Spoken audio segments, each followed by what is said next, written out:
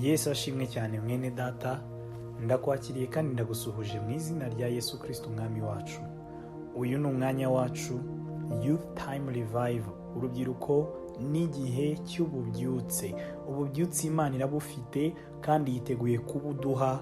Reka dukomeze urugendo rwacu rwo gutekereza ububyutse no gushaka ububyutse. Dusome ijambo ry'Imana mu butumwa bwiza uko bwanditswe na Luka, igice cya 4 n'umurongo waho wa 6. Hari amagambo meza avuze ngo, aramubwira ati, ndaguha ubu butware bwose n'ikuzo ryabwo, kuko ari njye wabugabanye kandi mbugabira uwo nshaka wese. Imana itugirire neza. Twongere dusome mu butumwa bwiza uko bwanditswe na Matayo, igice cyaho cya 6 n'umurongo waho wa 10. Matayo igice cya 6 umurongo wa 10, hari amagambo avuze ngo, ubwami bwawe buze, ibyo ushaka bibeho mu isi nk'uko biba mu ijuru. Imana itugirire neza cyane. Amagambo meza kandi yagiye avugwa n'umwami wacu Yesu. Uyu munsi tugiye kuganira ijambo rivuga ngo kubaho k'ubwami bw'Imana mu isi. Ububyutse ni iki? Ububyutse ni ukubaho k'ubwami bw'Imana mu isi. Aho waba uri hose, uko watekereza kose, ububyutse wabutekereza mu buryo bwinshi butandukanye, ariko uyu munsi Imana iri kuvugana natwe ngo ububyutse, igisobanuro cy'ububyutse, kubaho k'ubwami bw'Imana hano mu isi. Ndagira nkubwire ngo mwene data, Imana ifite icyifuzo ku basore mu gihe nk'iki ngiki, kugira ngo dutekereze ukuntu ubwami bw'Imana bushobora kugira presence muri ubu bwami bw'isi. Uyu munsi wawe Imana iguhaye, ibaze nawe ukuntu ushobora kubona opportunity zose ufite hano mu isi, ariko ukaza kuzimanuramo ubwami bw'Imana. Hari ubwami bw'Imana birumvikana, ndetse hari n'ubwami bw'isi, nk'uko ijambo ry'Imana dusomye ribitwereka mu gitabo, mu butumwa bwiza uko bwanditswe na Luka. Dusomyemo amagambo meza aho Yesu yari ari ku musozi arimo ageragezwa, umwanzi ngamuzamuye ku musozi ari kumugerageza.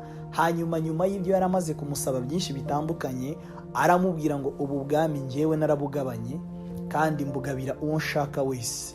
Hanyuma nuramuka ukoze ibyo ndi kukubwira, ndaza kuguhereza ubu bwami. Birumvikana ubu bwami bwa hano ku isi Satani arabufite kandi abukoresha nk'igikoresho cyo kugira ngo abashe kwangiza ikiremwa muntu.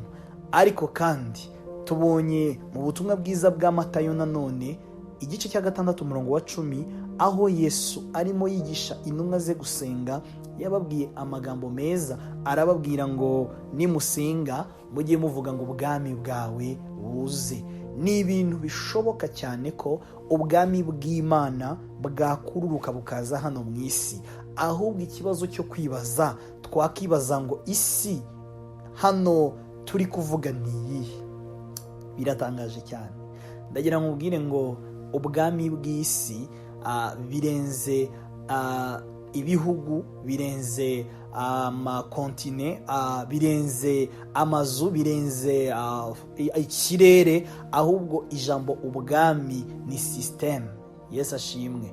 Imana irigisha intumwa, irazibwira ngo nimusenga mujye musaba ngo ubwami bw'Imana buze hano mu isi. Mu magambo yumvikana, imitekerereze yo mu bwami. Haleluya. Kuko ntago uzabona na rimwe Imana imanuye abamarayika ngo baje hano ku isi ngo baboneshe aya maso y'umubiri. Oya, ntago uzabona Imana imanuye ibikoresho byo mu ijuru tutaramenya uko bimeze, kuko ijambo riracyatubwira ngo n'iby'ijisho ritarabona. Ibyo ntago uzabibona n'amaso yawe hano ku isi. Ariko Yesu agira icyifuzo, abwira intumwa ze ngo nimusenga mujye muvuga ngo ubwami bwawe buze hano ku isi. Hanyuma aravuga ngo ibyo ushaka ko biba mu ijuru ari byo ushaka ko biba hano mu isi. Kandi tena birumvikana ibitekerezo by'Imana, haleluya, ishaka ko biba mu ijuru. Imana ifite icyifuzo ko ari nabyo biba hano mu isi. Imana iri kutubwira ngo twebwe dufite umurimo ukomeye cyane wo gufata imitekerereze y'isi na sisiteme y'isi. Haleluya. Hanyuma tukamenya imitekerereze y'Imana n'ibyifuzo biri mu mutima w'Imana, hariya mu kazi ukorera, hariya muri famiye utuyemo, hariya mu muryango uvukamo, hariya mu nshuti zawe, hariya muri kiriya kigo gikomeye ukoramo, hariya mu ishuri, hariya wiga. Hari ibitekerezo by'Imana, hari ibyifuzo by'Imana mu bwami bwayo. Imana ishaka ko bimanuka bigakoreka hariya wirirwa, hariya ukorera, hariya Imana yagushyize. Njyewe yanshyize ahanjye, nawe gushyira hawe. Ariko kubaho k'ubwami bw'Imana mu bwami bw'isi nuko abana b'Imana bafata gutekereza kwa Kristo, kwarangiza kukabasha kumanuka mu mibereho yacu.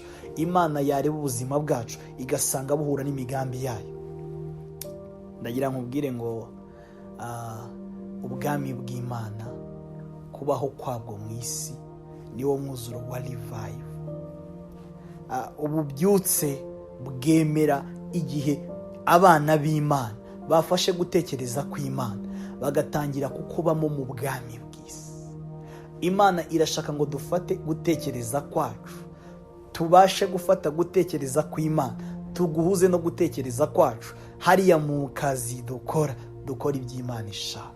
Hariya mu mibereho yacu ya buri munsi tugenda uko Imana ishaka. Nidutangira kubaho ubwo buzima bwo guhuza ibyo mu bwami bw'Imana, guhuza ibyo mu mwuka, bya bindi umwuka wera tubwira buri munsi, tukabihuza n'ubuzima bwacu bwa buri munsi, uko niko isi izafatwa n'umwuka w'Imana, uko niko ububyutse buzamanuka mu gihugu cyacu, uko niko ububyutse buzamanuka mu muryango wawe. Nuko kwifuza kw'Imana mu bwami bwayo kuboneka mu kubaho k'ubuzima bwawe bwose bwa buri munsi. Icyifuzo cy'Imana uyu munsi, fata gutekereza kwa Kristo uguhuze no kubaho kwawe mu mibereho yawe ya buri munsi. Fata gutekereza kwa Kristo, niwemere ko systeme y'isi, niwemerere ko filozofi y'isi, niwemerere ko imyumvire y'isi, niwemere ko kwibwira kose kwa Satani n'abadayimoni kuza ngo gukorere mu mutima wawe. Ahubwo ureke kwibwira kose kw'Imana, ahubwo ureke kugambirira kose kw'Imana, ahubwo ureke gutekereza kose kw'Imana, ariko gufata igice cy'ubuzima bwawe maze ubeho mu migambi y'Imana. Uyu munsi kubaho k'ubwami bw'Imana uze kukwemerera ko kubaho mu bwami bw'isi. Ube umwambasaderi mwiza w'ubwami bw'Imana, ube umuvugizi mwiza w'Imana. Hariya hantu uririrwa, hariya hantu uratinda mu buzima bwawe bwose, uze kureka wumve icyo Imana itekereza kugira ngo aricyo kiza kubaho. Imana iguhe umugisha mu izina rya Yesu Kristo. Amen.